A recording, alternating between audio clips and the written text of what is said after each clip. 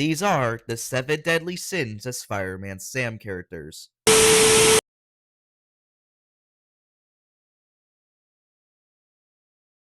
The sin of pride, Station Officer Steele. Now, Station Officer Steele is someone that never wants to be proven wrong. He's authoritative and calls people out on their crap when they mess up. There are times, though, when he seems to think he knows what he's doing, but it ends up being the exact opposite. Two examples of this are in Steel Under Par, which comes from the stop motion era, and Sailor Steel from the CGI era. In Steel Under Par, Steel gets informed he has to retire, which sets him off quite a lot. This results in Steele golfing and accidentally setting his shed on fire due to overconfidence.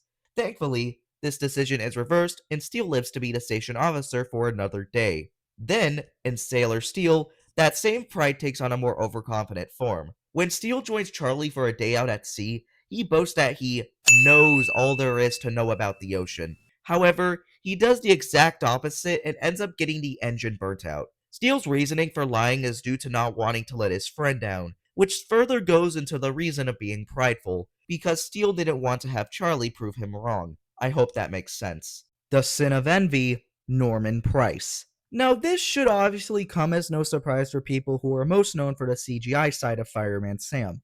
I mean, there was once a time where Norman Price was just an average 7-year-old boy who had a love for mischief, but also cared for the people around him. However, like the animation, Norman's likable aspects also went down the drain. In fact, if we take a look into Fireman Sam overall, Norman has actually done more bad than good. I don't really need to go into detail on all the crimes he's committed, mostly due to me already doing so in other videos, but I'll just name the top 5 crimes he's committed so you get a general idea. Number 1.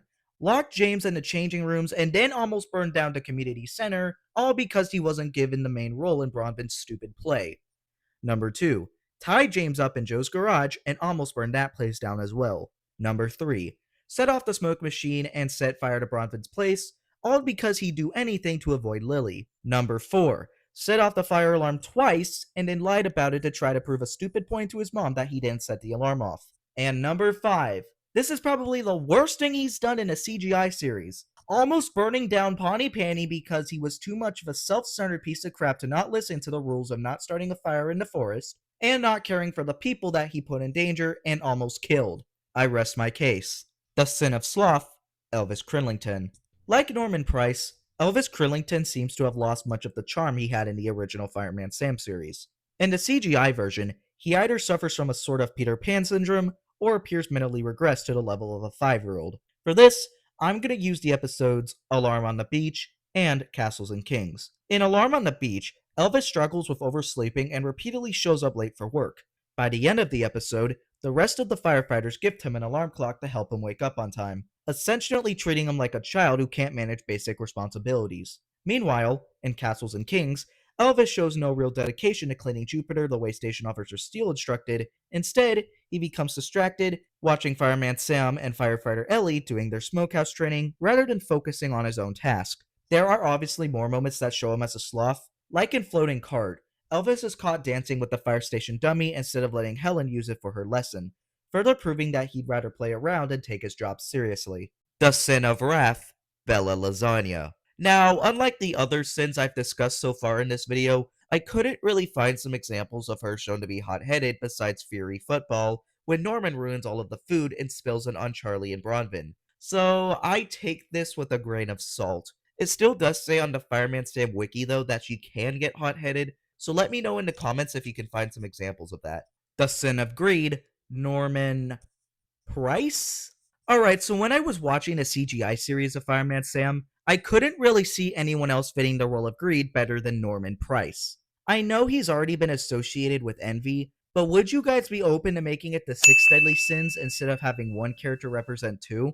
It'll actually make a lot of sense, and honestly, give people even more reason to dislike him. Now, you might be wondering, why do I think Norman deserves the sin of greed as well? Let's go back to the episode Froggy Fantasy. In that one, Norman acts out of pure greed for attention. He locks James in the changing room just so he can take his place and become the center of attention. Then, there's Castles and Kings, where Norman refuses to let James be the king simply because he wants the spotlight for himself. If you look at pretty much any episode featuring Norman, you'll see a pattern.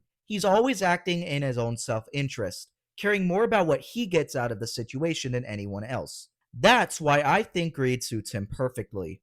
The Sin of Lust, Dilys Price. Throughout the original series, and even more so in the CGI era, one thing about Dilys Price is crystal clear. She has an unhealthy level of affection for Trevor Evans. You'll notice it very quickly through her facial expressions, tone of voice, and the way she interacts with him. Here's an example from one of the earlier stop motion seasons of the show. Morning, Trevor. When you see how she poses the exact second she sets her eyes on Trevor, you'll know she's trying to impress him. We'll also take a look into the season 7 episode, Pawnee Panty Extreme. And I want you to take a look at this clip when Dilys and Trevor are right near the well. Let's just say Dilys doesn't know the meaning of boundaries. What did you wish for? Oh, I can't tell you that, Dilys. The wish won't come true. Oh, go on.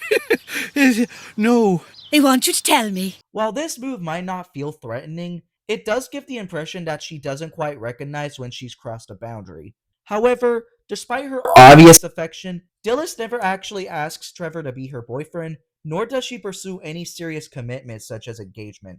Still, all of these examples I've just displayed definitely associate her with the sin of lust. The sin of gluttony, Trevor Evans. Although Trevor's gluttony isn't referenced in the CGI series, it is evident in the stop-motion series. 3 episodes in particular highlight Trevor as a clear example of the sin of gluttony. We're gonna first take a look at the series 3 episode, Brass Band. When Trevor gets stuck on the roof, Elvis mentions having spaghetti for dinner, which is enough for Trevor's fears of getting down to be pushed aside. Additionally, in the episode Spotted Butter, Trevor is shown eating a greasy breakfast instead of taking Petty's suggestion for a more healthier breakfast. Later on in the same episode, Trevor is shown struggling to stretch correctly, which results in him tearing his suit. And lastly, we have the Series 1 episode, Trevor's Training, where after Trevor gets stuck inside one of the manholes, Sam tells Trevor to go on a diet, which if that wasn't enough to highly suggest Trevor's sin of gluttony, I don't know what is. Now, that's gonna do it for this video. Let me know in the comments what other episodes you'd like me to cover next. Thanks for watching, and I'll see you all next time. Peace.